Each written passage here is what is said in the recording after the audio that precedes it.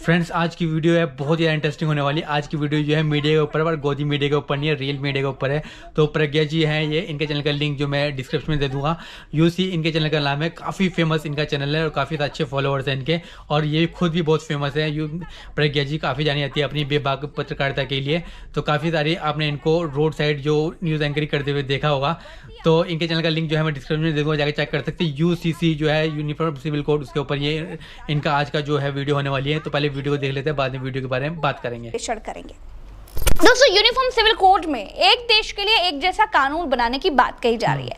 तो पहली बात तो यह है कि हमारे देश में दो तरह के कानून हैं और उनको कभी कोई भी सरकार खत्म नहीं कर सकती। उन दो तरह के कानूनों में पहला कानून होता है क्रिमिनल कानून और दूसरा होता है सिविल कानून। क्रिमिनल कानून में चोरी, डकैती, लूट, हत्या वगैरह की सुनवाई होती है। इसकी सजा वगैरह पहले से ही पूरे देश में हर धर्म के नागरिकों पर एक बराबर ही लागू होती है। अब बात आती है दूसरे कानून यानी सिविल कानून की। ये सब पर एक तरह से ही लागू होती है। इसमें शादी, ब्याह, तलाक, जमीन, जायदाद वगैरह की बात होती है।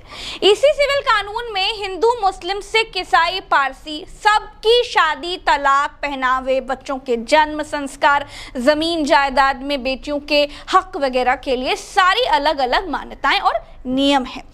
इसी को बदलने की बात कही जा रही है। कुछ लोग इसमें बुर्खा प्रथा खत्म करने, हिजाब, खतना वगैरह की बात भी कर रहे हैं। लेकिन ये ड्राफ्ट जब बनकर आएगा ना, ये तो तभी साफ हो पाएगा।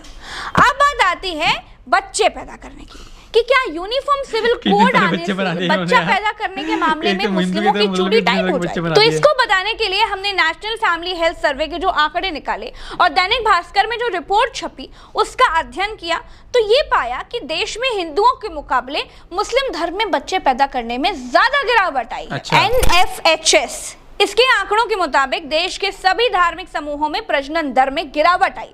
पिछले 29 सालों में यानी 1992 से 2021 के बीच मुस्लिमों की प्रजनन दर में सबसे ज्यादा 46.5% की गिरावट देखने को मिली है। वहीं हिंदुओं में 41.2% की गिरावट आई है। यानी कि पिछले 29 सालों में हिंदुओं के मुकाबले मुस्लिमों की प्रजनन दर घटी है। दूसरी सबसे चौंकाने वाली बात यह है, दूसरा सबसे बड़ा खुलासा यह है दोस्तों, कि धर्म के आधार पर बच्चे पैदा करने के लिए अब तक मुस्लिमों को दोषी ठहराया जाता था। लेकिन सबसे बड़ी बात यह है, सबसे बड़ा खुलासा यह है कि ज्यादा बच्चे पैदा करने का धर्म से कोई लेना देना नहीं है। नेशनल फैमिली हेल्थ सर्वे के आंकड़ों के मुताबिक बच्चे पैदा करने का अनुपात यानी प्रजनन दर का सीधा संबंध धर्म से नहीं बल्कि शिक्षा, सामाजिक, आर्थिक स्थिति, स्वास्थ्य सुविधा से है। 2015 से 16 के आंकड़ों के मुताबिक कम आयु वाले लोगों में प्रजनन दर 3.2 है, वहीं अमीरों में प्रजनन दर 1.5 है।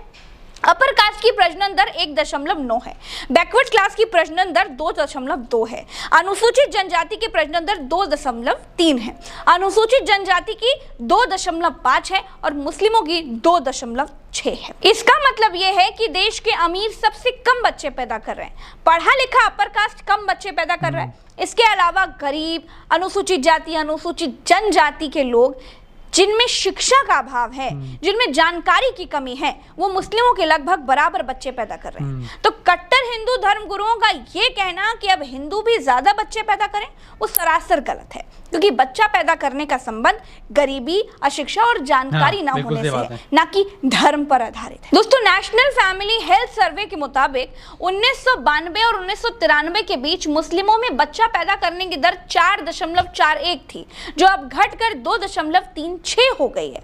वहीं तब हिंदुओं की बच्चा पैदा करने की दर 3.3 थी, जो अब घटकर 1.94 हो गई है। यानी बच्चे पैदा करने के मामले में हिंदुओं के मुकाबले मुस्लिमों के अनुपात में ज्यादा कमी आई है, और ये कमी शिक्षा और आर्थिक हालात में कुछ सुधार होने की वजह से आई है, ना कि धार्मिक आधार पर आई है।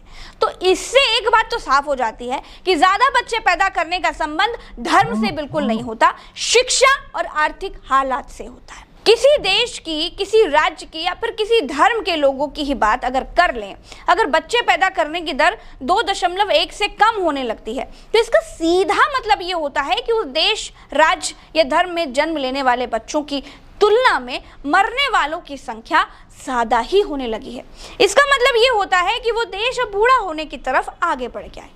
इसका मतलब ये हुआ कि जब बच्चे कम पैदा होंगे तो जवान लोग भी कम होंगे। जब जवान लोग कम होंगे तो पहले से मौजूद जो लोग बूढ़े हैं वो उनकी शक्ल में हमको दिखाई देंगे। इस समय पर भारतीय आबादी की प्रजनन दर 2.5 है, यानी आबादी अब बढ़ने की बजाय स्थिर हो गई है दोस्तों। लेकिन भारत के 36 प्रदेशों में से 31 में प्रजनन दर 2.1 से भी कम है। और आपको ये जानकर के बहुत हैरानी होगी कि इनमें भी यूपी को छोड़कर जहां प्रजनन दर 2.4 है, बाकी मुस्लिम बाहुल्य जम्मू कश्मीर, केरल, पश्चिम बंगाल सहित जिन राज्यों में मुस्लिम आबादी 20% से ज्यादा है, वहां की प्रजनन दर 1.8 से भी नीचे है। तो कुल मिलाकर बात यह है कि भारत में अब मौजूदा समय में न तो जनसंख्या बढ़ रही है ना घट रही है, जनसंख्या स्थिर है। क्योंकि अगर यूसीसी से जनसंख्या नियंत्रण का कोई कठोर कानून लाया गया तो हालात चीन जैसे भी हो सकते हैं, क्योंकि जनसंख्या नियंत्रण पर कानून बनाने वाले सबसे पहला देश चीन ही था। जब उसके यहाँ जनसंख्या तेजी से बढ़ी तो चीन ने 1979 में एक बच्चे का कानून बना लिया। लेकिन अब हालत ये हो गई है कि चीन दुनिया की सबसे ज्यादा बूढ़ी आबादी वाला देश बन गया है। लैंसेट की रिपोर्ट बताती है कि सदी के आखिर तक चीन की आबादी 140 करोड़ से घटकर करीब 70 करोड़ रह जाएगी। इसी संकट से निपटने के लिए 2015 में चीन ने एक बच्चे के कानून को, यानी एक बच्चे की जो नीति है उसको बंद कर दिया और 2 बच्चा पैदा करने की आजादी दे दी। ये 2 बच्चे वाली स्कीम भी काम नहीं आई तो चीन ने अब 3 बच्चे पैदा करने वालों को तोहफा देना शुरू कर दिया है। अच्छा। दोस्तों, अब अगर कोई बाबा आपको भड़काए, अगर कोई मौलाना आपको बहकाए तो प्रज्ञा मिश्रा की इस रिपोर्ट को याद रखिएगा और वीडियो उससे जरूर शेयर कर दीजिएगा, क्योंकि आंकड़े बता रहे हैं कि मुस्लिम आबादी में भी बच्चे के जन्म लेने की दर कम हुई है और हिंदुओं में भी कम हुई है। पहले मुस्लिमों में ये दर हिंदुओं से ज्यादा थी, लेकिन जब कम हुई तो उसी अनुपात में हिंदुओं के मुकाबले ज्यादा अनुपात में कम हुई। दोस्तों, इस वीडियो में इतना ही। चलते हैं।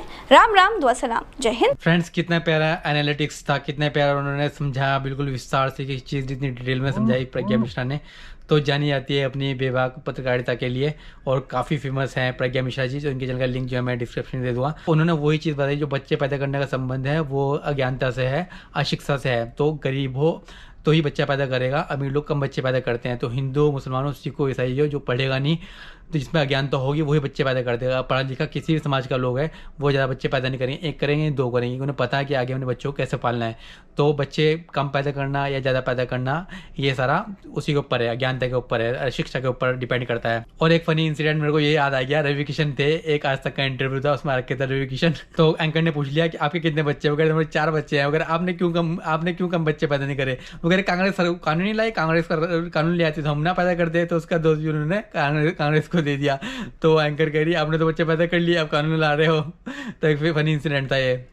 तो आई होप कि ये वीडियो आपको अच्छी लगी। अगर आपको वीडियो अच्छी लगी तो वीडियो को लाइक करें। अगर आप चाहते हैं कि इस टाइप की वीडियो में आपके लिए और लाऊं तो मुझे सपोर्ट कर सकते हैं, मुझे सपोर्ट कर लेंगे, मेरा चैनल सब्सक्राइब कर सकते हैं। नेक्स्ट वीडियो में मिलेंगे किसी नेक्स्ट टॉपिक के साथ, तो बहुत सारा ध्यान रखिए।